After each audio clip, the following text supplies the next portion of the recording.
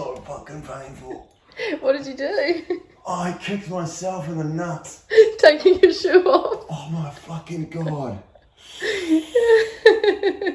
Oh fuck, I didn't even know that was possible. So day 11, we just getting back from taking the dog for a walk. Ashley's already crossed the road. Go on. Didn't put up a video yesterday because, to be honest, I just couldn't really be asked. I think I might have been a bit hungover and not really anything of any interest to note. But yeah, so we shot down today, got a bit of cat food, just a casual hour wait in the grocery store line. Plans for today, gonna build Ashley a greenhouse. Well, greenhouse, I'll give it a crack, something nice and small for his swan plants. Right, so Ashley's been getting really into caterpillars. What do you call them? Swan plant, monarchs.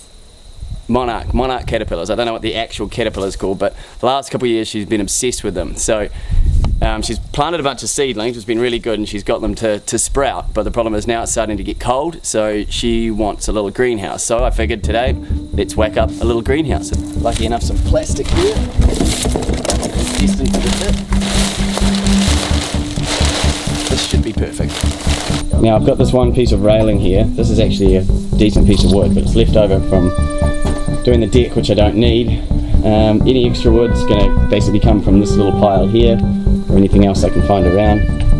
Windows. I've decided to go for basically like a triangle shaped greenhouse, something, we don't have a huge amount of wood left, so something probably this big, and then what we're probably going to have is some hinges across the top here, and then have it so she can basically open up the sides. So you won't fit a huge amount, but decent, just a nice triangle little shaped house.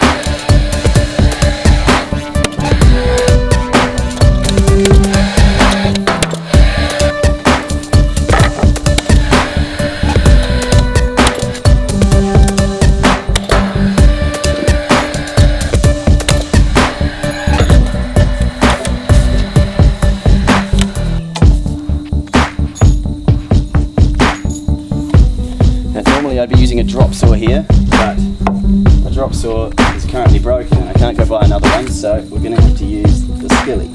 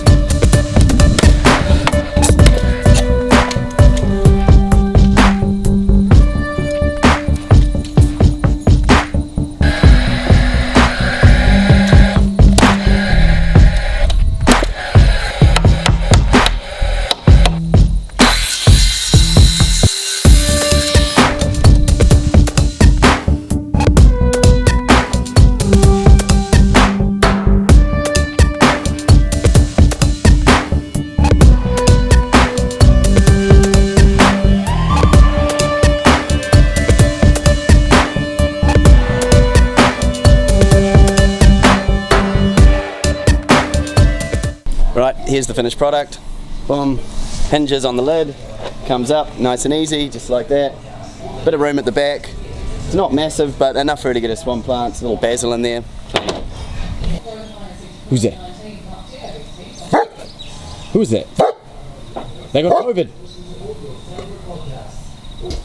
I didn't really mention it the other day, but I'm about to go for a run, and while I put my shoes on, I figured I'd quickly let you know about the goals that I set. So When this lockdown period started, I set myself 3 goals. Now, I've sort of just gotten into running in the this year really, and taking it sort of seriously. Initially, my focus was on 5Ks, and I set myself a goal to break 20 minutes for 5Ks, and I did that about a month back. I sort of changed my goal to 10Ks to try and do a sub 40-minute 10K. Anyway, when this lockdown started, I thought, well, now's the perfect time. So I set myself a goal by the end of the lockdown. I wanted to do a sub 40-minute 10Ks, and then I also set myself a sub 18 minute 35Ks, and I randomly threw in there a mile, a sub 5:20 mile. Now, I'd never run a mile before in my life, and then a couple of weeks back I just thought, you know what, fuck, I'm just gonna go run a mile and see how quick I can do it. And I did it in 5:48, which is already a decent time, but I thought, hey, look, if I could get to 5:20, that would be decent. Maybe a long-term goal to do it in under 5 minutes, but I know that that's actually really tough, so these things take time. Today I figured I might go out and run a 5K time trial. My best is a 19:11. I've run 2 10Ks in the last couple of days though, so I don't know how tired my legs are going to be, but let's see how we go. I'm hoping maybe I might be able to break 19 today, but yeah, some days you just don't know until you get out there. But yeah, we'll see how we go. Now I'm just going to do a little quick warm-up first. I see some people take their cameras with them on runs, but because I'm going to be doing a pretty full-on 5K run, I can't hack taking my phone in my hand with me. It's too much of a pain in the ass. It's a good excuse to get out and do some activity. It's bugger all else to do. Maybe go out and run a 5K. See what you can do. You might surprise yourself. Go run one now, and then run it again at the end, and see how much faster you can do it. This is a little challenge for you. Okay, run done. I ran one way. I know I went pretty close to breaking 19 minutes, but I'm not sure, so let's check it out. 19:04. Okay, not quite there, but that's close. I felt pretty good at the beginning. I struggled a little bit, probably the last couple Ks, but that's okay. 19:04, that's still a PB. I'll take that, something to work on. So basically by the end of isolation, chainsaw, by the end of isolation I basically need to chop another 35 seconds off, so it's a fair bit to do in 2 weeks, but we'll see how we go. So that's basically day 11 wrapped up. Nothing too crazy today. Ash is the proud owner of a new greenhouse. I might start producing those mass production after all this is over. Just a little bit of food for thought going away at the end of today. So basically the world's economy is going to be more or less fucked coming out of this. I think we're all well aware of that. I mean, I'm confident that things are going to bounce back within 12 to 18 months, but there are going to be effects that are going to last a long time. But more than ever coming out of this, it's going to be so important to not just shop local, but I mean, turn the word local into national, shop national. Basically, what I'm hearing, it's kind of disappointing, is all these people that are like, oh, they can't buy things at their retailers' close and bullshit like this, at their local retailers in their own country. So they're basically shopping online at countries that basically haven't got these kind of lockdown restrictions in place yet.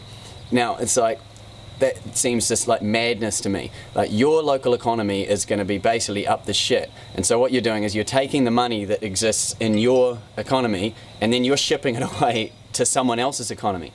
Like, more than anything right now, if you want something like some item of clothing or something, whatever it might be, that you can't buy during the lockdown, don't go and buy it from some online retailer in some other country, because all you're doing is you're taking probably the wage subsidy or money in our economy and you're basically shipping it to another one. Now, I'm referring to New Zealand in this case, but this can apply to any country. Hold your money. Keep it local. I mean, don't hold your money, spend your money, because that's really important to stimulate the economy, but spend it in your own country. Support your local economy. Now, you might feel like, oh, it's not going to affect me, you know, I'm not related to that, but it will. Everything relates to everyone in your economy. $1 spent here will come back and help you somewhere else. Keep your money local. Don't spend anything on any bullshit online retailers, okay? Like, spend a little bit more and buy it locally. Support local and everybody wins.